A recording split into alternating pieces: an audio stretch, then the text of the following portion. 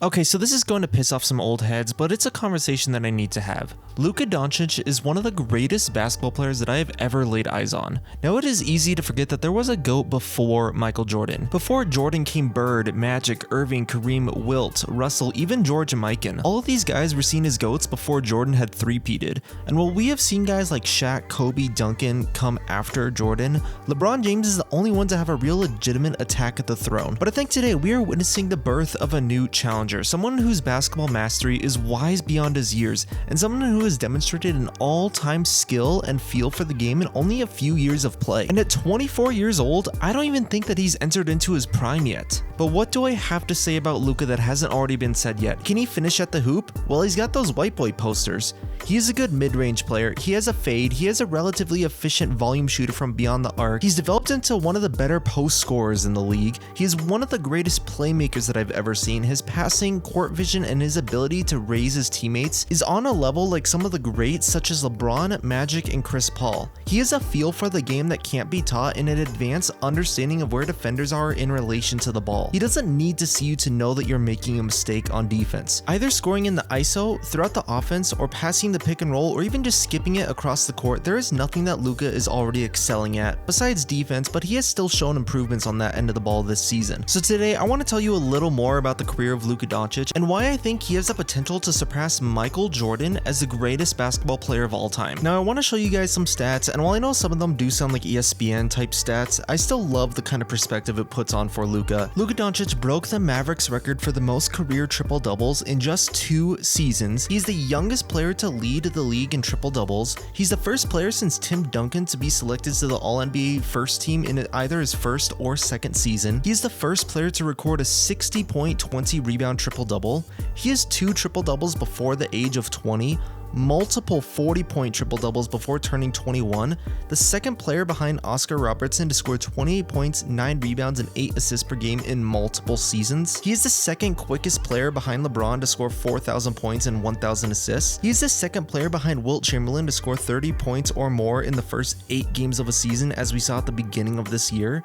He is the youngest player in NBA history to hold just a variety of triple-double records. He has an NBA record 42 points in his playoff debut, including 70 points in his first 2 games, the highest since the NBA-ABA merger. He is the 5th player to have a 40-point buzzer beater in the playoffs, as well as the youngest player to hit a buzzer beater in the playoffs.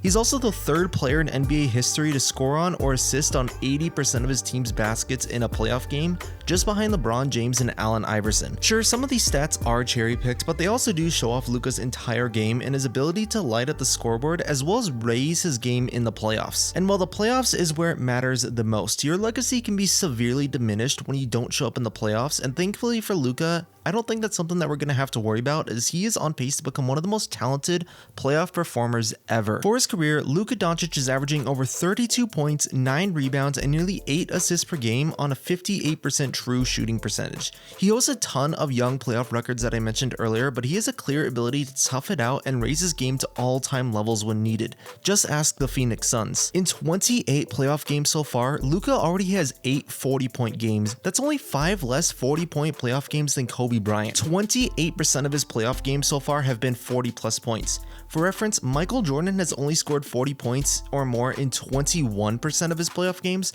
and LeBron has only done that in 10% of his. And while scoring 40+ points nearly once or twice every single series is pretty unsustainable, what he's done so far is beyond historic. Currently, Michael Jordan leads all time in playoff points per game at 33.45. Luka is already second, yes, second all time in playoff points per game at 32.54. There is less than a 1-point difference between Jordan and Luka. Meanwhile, there is nearly a 3-point difference between Luka and the 3rd place Allen Iverson. His playoff rebounds per game at 9.3 are also higher than guys like LeBron, KD, and Paul George. Lastly, in playoff assists per game, Luka is already 15th all time, just 0.01 assists per game behind Russell Westbrook, and he already has more assists per game than LeBron, Larry Bird, Damian Lillard, Steph Curry, James Harden, and even Michael Jordan. Now, keeping up his playoff averages for an entire career will be difficult, as his 28-game sample size is not the biggest, but it's definitely enough to qualify according to Basketball Reference's metrics. Now let's just talk pure numbers, where Luka is at this point in his career, 5 years into his career compared to some of the other greats at this point in their careers. Now for reference, I am taking these numbers as of late February, as Luka hasn't obviously finished the season yet. So let's take a look at the totals between Luka, LeBron, and Michael Jordan. Okay, don't click off just yet, because this comparison actually does make sense. Remember, Luka hasn't finished playing his entire 5th season yet, and in the spirit of good argument, I am not counting Michael Jordan's 2nd season where he only played 18 games, so these stats are including a prime 26-year-old Michael Jordan. Okay, so let's not look at the career totals just yet, but let's look at where these career averages were at this point 5 years into their respective careers. And well, first off, just looking at the basic box score, Luka and LeBron are definitely on another planet, but at 33 points per game on a 59% true shooting percentage, Michael Jordan is in another universe. But over the course of his 5-year career, 316 regular season games at the time I make this, Luka is averaging slightly more points, rebounds, assists, while being more efficient than a young LeBron James. Factoring in player efficiency rating, Luka still holds up, having a higher number than a young LeBron. However, this number is certainly a different one as today. At the time I make this, Nikola Jokic is on pace to set the 4th highest PER ever. Meanwhile, Luka is 3rd in the league, while LeBron and Jordan led the leagues in PER at their times. Even if we look at just career accolades, Luka isn't too far behind. Neither he or LeBron earned an All-Star or an All-NBA appearance in their rookie season, but they both won Rookie of the Year, and assuming that Luka is having another All-NBA appearance this season, he and LeBron will both have 4 of each in their first 5 years. Jordan was a step ahead of them, reaching 5 All-NBAs and 5 All-Star appearances in his first 5 years. But when talking about the greatest of all time, their rookie seasons are probably the least important season, but Jordan still has the slight edge in this regard. How about the league's most prestigious award, the MVP? LeBron took home his first MVP in the 2008 to 2009 season, his 6th year in the league. Jordan won his first MVP in the 1987-88 season, officially his 4th, but not counting his injured season, 3rd year. He then won his 2nd MVP in his official 7th or 6th year without injury. And while it doesn't look like Luka's gonna win the MVP this season, the fact that he's been top 6 in voting for the last 3 seasons, and will likely be top 5 in voting this season, I'm not too worried about Luka and his MVP aspirations. And while I don't want to go into it this video, there's definitely an argument to be made that it is harder to win an MVP in the modern NBA as opposed to the late 2000s or 1980s, given the talent pool of stars in the league, but that's its own separate topic. So we've essentially established that from a statistical and even an accolade standpoint, Luka is looking 90% of a young LeBron and a young Michael Jordan. All of this without mentioning the fact that he is averaging the best season of his career so far, or it is probably the strongest team he has ever been on. But I do also want to mention one other thing, and that is injuries. Outside of Michael Jordan missing the majority of his 2nd season with a foot injury, he played in every game except for 1 game for his first 6 seasons. LeBron James only missed 19 games in his first 5 seasons.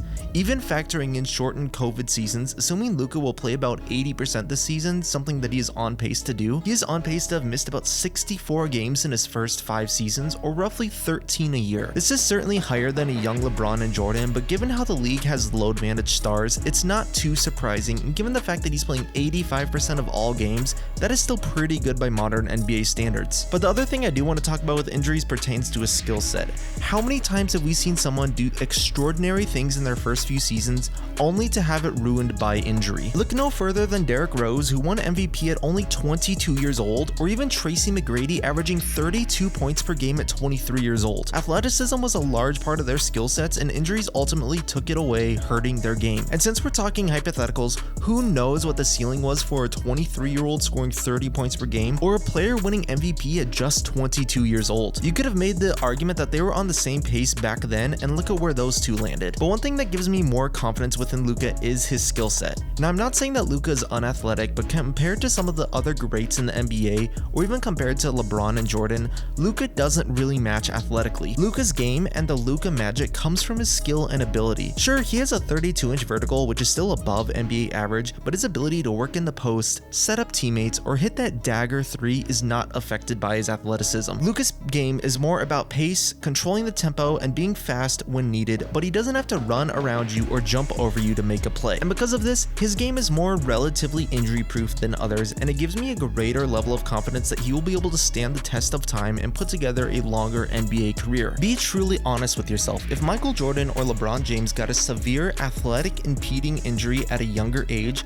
would they still be the two greatest players of all time? All-time greats? Even Hall of Famers? No doubt. But will they be the pinnacle of basketball greatness without their athleticism? Probably not. So can Luka Doncic become the greatest of all time? Technically, I do see the possibility. He is one of the few players in NBA history to match a young LeBron and Jordan. He is a proven playoff performer, and he has done things that no one in NBA history has ever done before. Not to mention, he has a skill set that I think can probably survive severe injury better than most young phenoms. Will he become the greatest? Most likely not. LeBron has 10 finals appearances, including 8 straight by dominating the Eastern Conference on multiple teams for nearly a decade. Michael Jordan won 6 finals without losing one or ever going into a Game 7.